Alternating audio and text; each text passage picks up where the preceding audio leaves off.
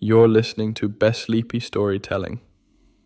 In part 3 of The Forgotten Shadow in Egypt, the tomb reveals its true nature, a labyrinth of traps, illusions, and something ancient waiting just beyond sight.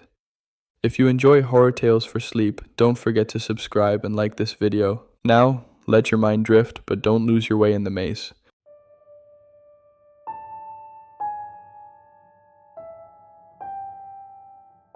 Part 3.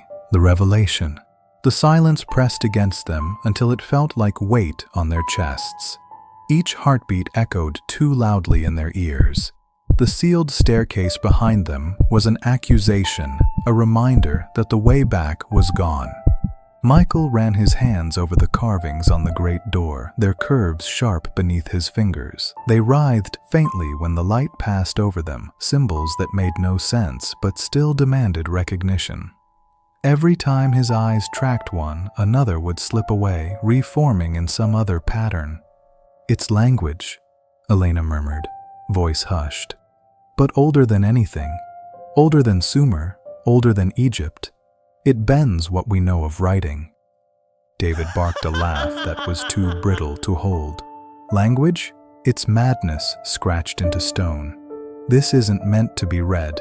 It's meant to..." He cut off, eyes wide, as if finishing the thought would invite something closer. Sarah, meanwhile, stood unnervingly calm.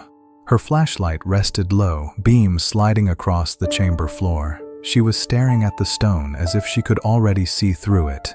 "It's not just a prison," she whispered. "It's a covenant." Michael stiffened. "What are you talking about?"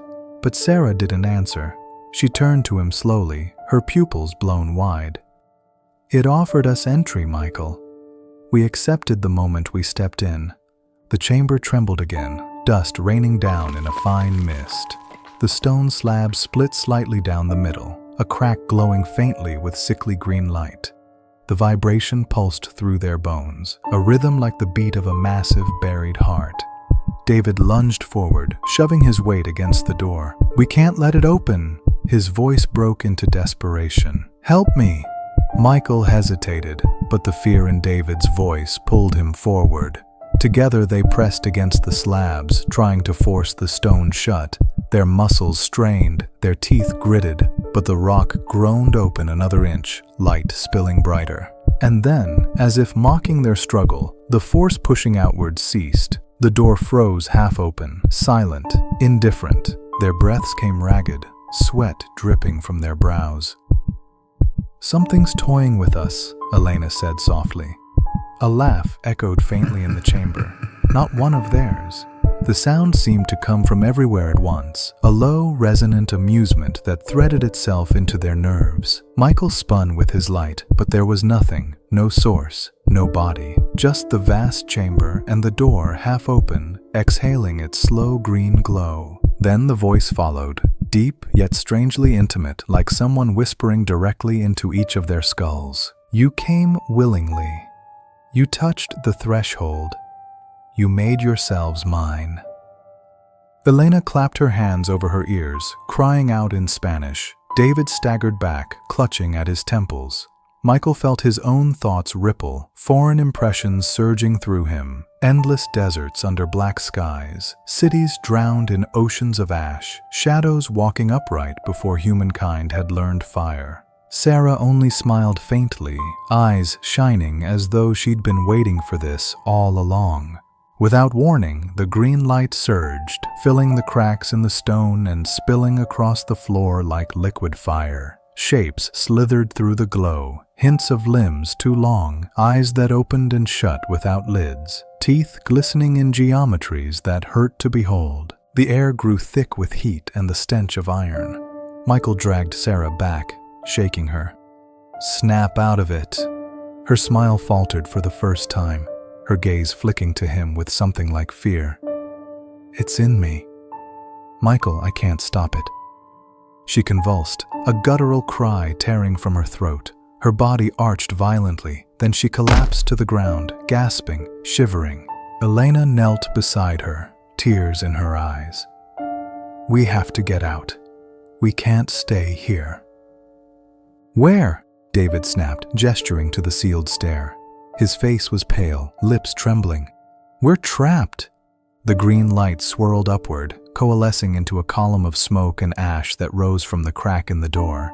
It twisted, writhed, and began to take form. Not solid, not whole, but a suggestion of something immense leaning into their world. Michael's chest tightened with pure primal terror. His instincts screamed at him that this was older than gods, older than worship, older even than the idea of fear. The voice rippled again through their skulls. "Before your kind learned to shape stone, I was.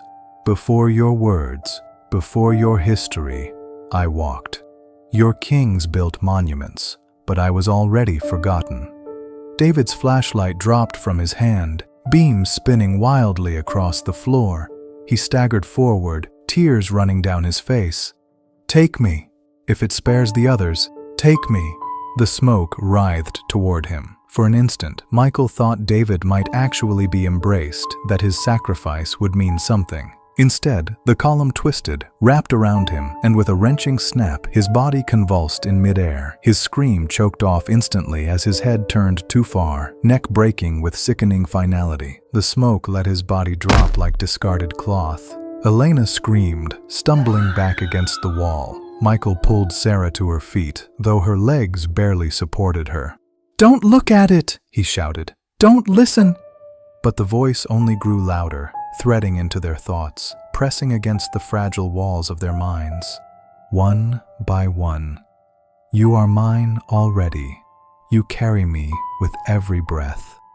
Elena's eyes darted wildly, and she clutched at her crucifix, pressing it to her chest. She began to pray, voice breaking, words tumbling rapid and desperate. The smoke recoiled slightly, as though amused. The green glow flickered dim, then brighter again. Her prayer choked suddenly. Elena froze, her lips still moving, but no sound came out. She clawed at her throat, eyes bulging. Michael rushed toward her, but her body lifted off the ground as though seized by invisible hands.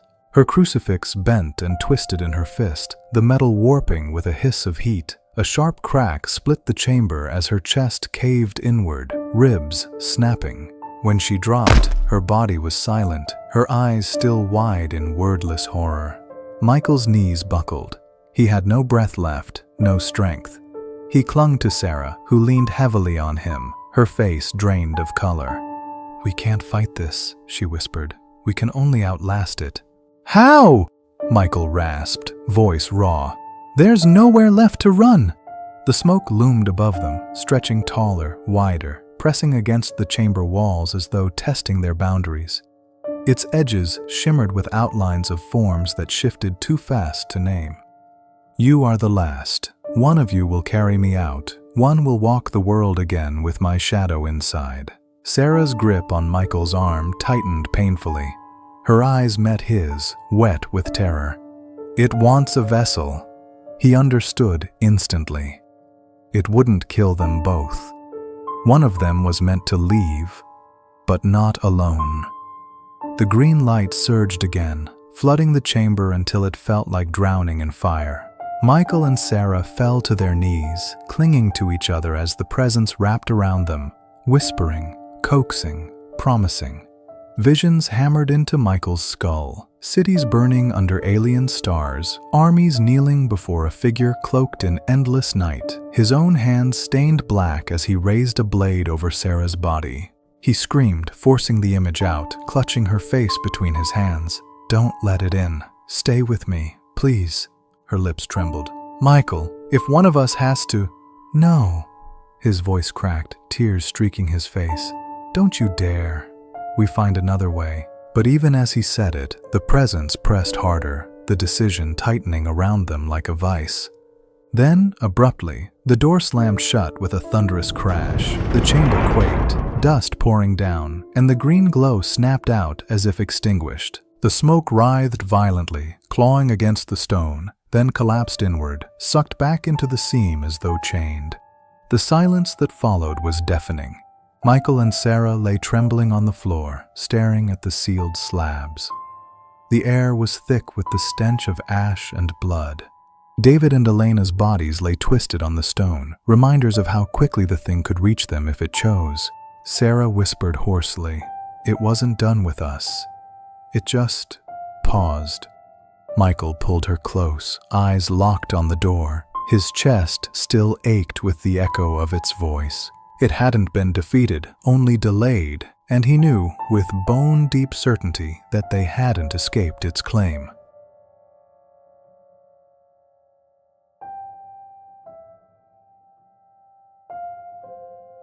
You've just listened to part 3 of The Forgotten Shadow in Egypt.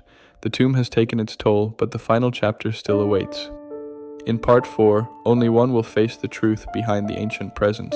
Don't forget to subscribe and like this video so you'll be here when the story ends. For now, close your eyes and let the darkness keep you company.